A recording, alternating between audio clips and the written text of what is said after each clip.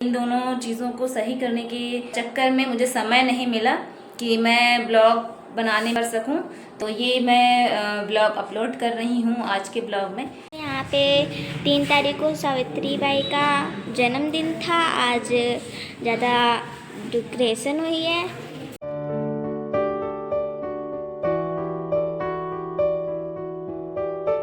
Hello दोस्तों, welcome my new blog. आप लोग कैसे हो?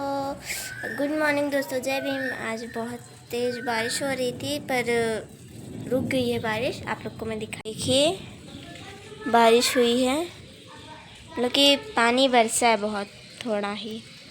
और देखिए बादल, बहुत ज़्यादा बादल है। ये देखिए बारिश हो रही है, चिड़िया भी उड़ रही हैं। ये देखिए स्कूटी बनवाने आए हैं। स्कूटी मेरी गड़बड़ हो गई थी, अब देखो शायद सही हो जाए।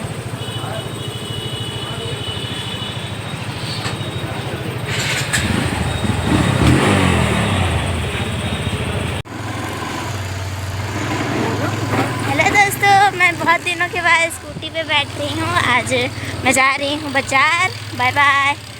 हम लोग जा रहे हैं बाजार और सामान खरीदना है हमें, तो चलो चलते हैं। मैं आपको बाजार में मिलूँगी। Bye bye.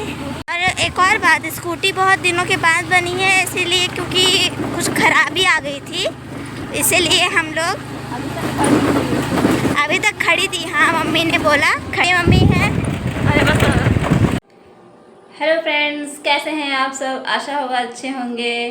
तो फ्रेंड्स, जब से मैं बोधगया से वापस लौट करके आई हूँ, उस वक्त से मैं ब्लॉग नहीं बना पाई हूँ।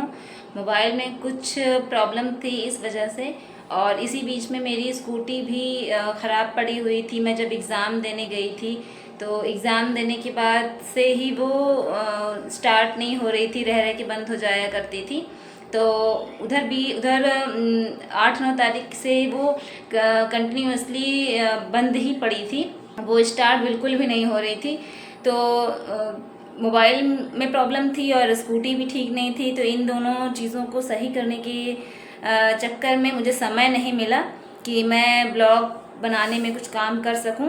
तो अभी जब फ़ोन में कुछ प्रॉब्लम थी तो मैं फ़ोन चेक कर रही थी, तो मुझे कुछ पुराने ब्लॉग्स मिले, और सर्दी के टाइम पे कुछ प्रॉब्लम हुई थी जिसकी वजह से वो सारे ब्लॉग मैं अपलोड नहीं कर पाई थी। तो वो ब्लॉग मैं आज की ब्लॉग में अपलोड कर रही हूँ।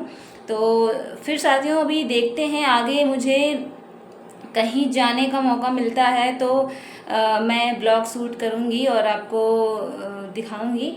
बट इस बीच में हो सकता है कुछ शॉर्ट वीडियोज़ आए मेरे, क्योंकि मैं शॉर्ट वीडियो बनाना चाह रही थी तो मुझे वक्त नहीं मिला। फ़िलहाल अभी कहीं दूर का प्लान नहीं है मेरा, और जाते हैं तो वहाँ का ज़रूर बनाएंगे। तो फ़िलहाल के लिए अभी आप ये वाला ब्लॉग देखिए, जो कि माता सावित्री बाई फुले जी के जयंती का दिन का है, और हमारे यहाँ बहुत अच्छे से मनाया गया था। तो ये मैं ब्लॉग अपलोड कर रही हूँ आज के ब्लॉग में। ये बाबा साहब का प्रोग्राम था, तो सावित्री बाई का 3 तारीख को जन्मदिन था, तो उसका आज माला बन रहा है। मम्मी माला बना रही है। मम्मी ये लोग बैठे हैं। का जन्म दिवस समारोह। हाँ सर, बता दो। माता सावित्री बाई फुले का जन्म दिवस समारोह। मीटिंग बना कर ये मेरी दोस्त है। जन्म दिवस समारोह। जन्म ये दिवस समारोह। एक माला बन चुका है। ऐसे ऐसे है।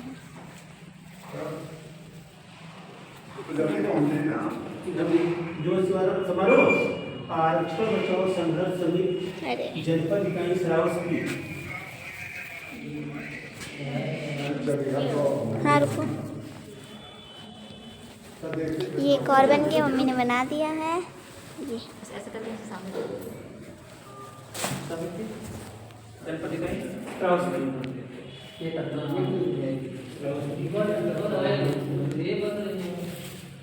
ये 2 माला बन चुका है। एक 2 ये फूल है।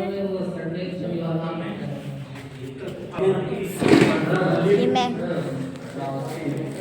यहाँ पे 3 तारीख को सावित्री बाई का जन्मदिन था। आज ज़्यादा डेकोरेशन हुई है। वो अंकल बैठे हैं, वो वाले अंकल हाय करिए। मम्मी आप भी। ये पूरे लोग बैठे हैं।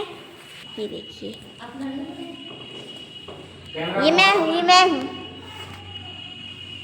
ये पूरा ये फूल भी है। ये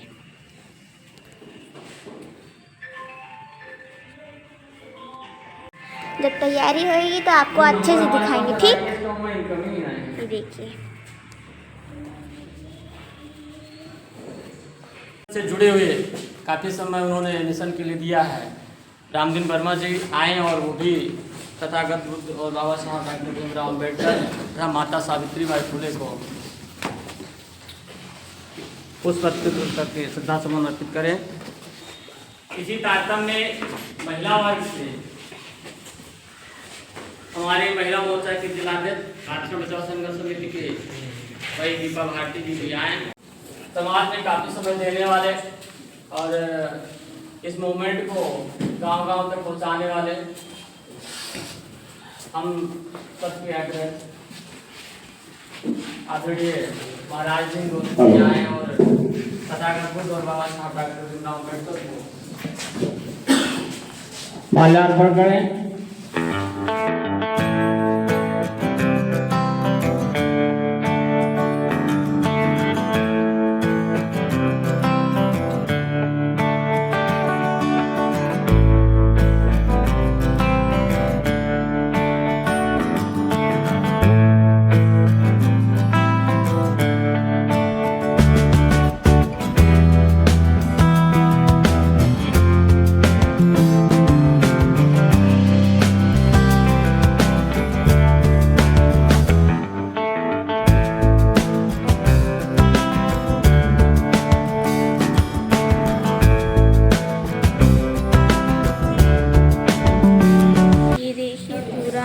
थोड़ा बहुत भर चुका है।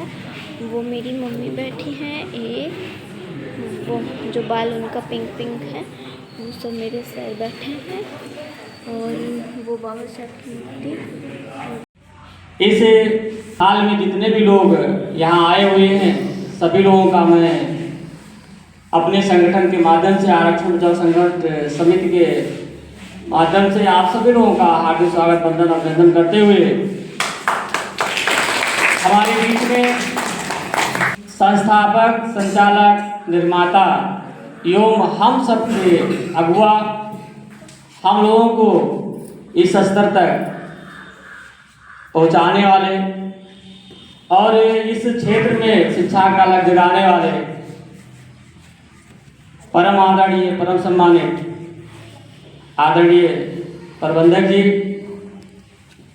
हमारे संगठन के जो मुकद्दिद हैं आज के हम लोगों के अगुआ, जो शारीरिक रूप से अक्षम होते हुए भी समाज को अपना समय और धन सब कुछ अर्पित करने वाले हमारे संगठन के राष्ट्रीय उपाध्यक्ष जी और हमारे जिले के जो हम लोगों के संरक्षक के रूप में हैं, मीडिया प्रभारी के रूप में बोरा जी और जितने भी लोग हैं हमारे बीच में भीम आर्मी संगठन के मंडल अध्यक्ष भाई राकेश कुमार अम्बेडकर जी, इन सभी लोगों के बीच में जितने महिला हैं सभी लोगों का हार्दिक स्वागत वंदन अभिनंदन करते हुए माता सावित्री बाई फुले के बारे में थोड़ा सा परिचय देते हुए मैं इस कार्यक्रम का आयोजन जब करना हुआ तो हमने अपने गुरुजी से जाकर के अन्य किया। गुरुजी सहर्ष खुशीपूर्वक इसे हमारे प्रस्ताव को स्वीकार किए और हमारे जो प्रिंसिपल साहब हैं उन्होंने बहुत सहयोग किया और इस कार्यक्रम को मनाने के लिए स्थान ही नहीं कुछ पूरा सारी व्यवस्था उन्होंने दिया। इसके लिए आरक्षण बचाओ संघर्ष समिति का आभार प्रकट करते हुए मैं माता सावित्री बाई फुले के बारे में थोड़ा सा बताने के बाद में एक एक करके सभी लोगों से उनका विचार उत्तर देना चाहूँगा। माता सावित्री बाई फुले का जन्म 3 जनवरी सन 1831 ईस्वी को पुणे के नया गांव में लक्ष्मीबाई के कोख से हुआ था। उस समय की जो विषम परिस्थितियां थी उसमें महिलाओं को पढ़ने का कोई अधिकार नहीं था। हमारे गुरुजी जानते होंगे कितना उन्होंने कष्ट झेला है और कष्ट झेल करके इस मुकाम पर पहुंचाए हैं। उसी प्रकार की सामाजिक व्यवस्था थी। माता सावित्री बाई फुले बचपना अवस्था में ही उनको ललक थी पढ़ने की। उनका परवरिश बहुत अच्छे ढंग से नहीं हुआ और उस सामाजिक व्यवस्था के अंतर्गत मात्र 9 साल की अवस्था में सतारा के जिनको हम लोग महामानव कहते हैं राष्ट्रपिता ज्योतिबा राव फुले के साथ में सन 1940 ईस्वी में हो गया। चूंकि ज्योतिबा राव फुले अंग्रेजी शिक्षा के पक्षधर थे, उन्होंने अंग्रेजी शिक्षा के माध्यम से शिक्षा ग्रहण किया था और बहुत योग्य थे। उनके जीवन में एक घटना घटित होती है। वो एक अपने दोस्त के शादी में जाते हैं और वो चूंकि जो समाज के सामंतवादी व्यवस्था के तहत जो अपने आप को सुप्रीम मानते हैं, आज भी अपने आप को सुप्रीम मानते हैं। स्पष्ट शब्दों में मैं कहना देना चाहता हूँ, ब्राह्मण समाज के थे, उसी की शादी में वो गए थे।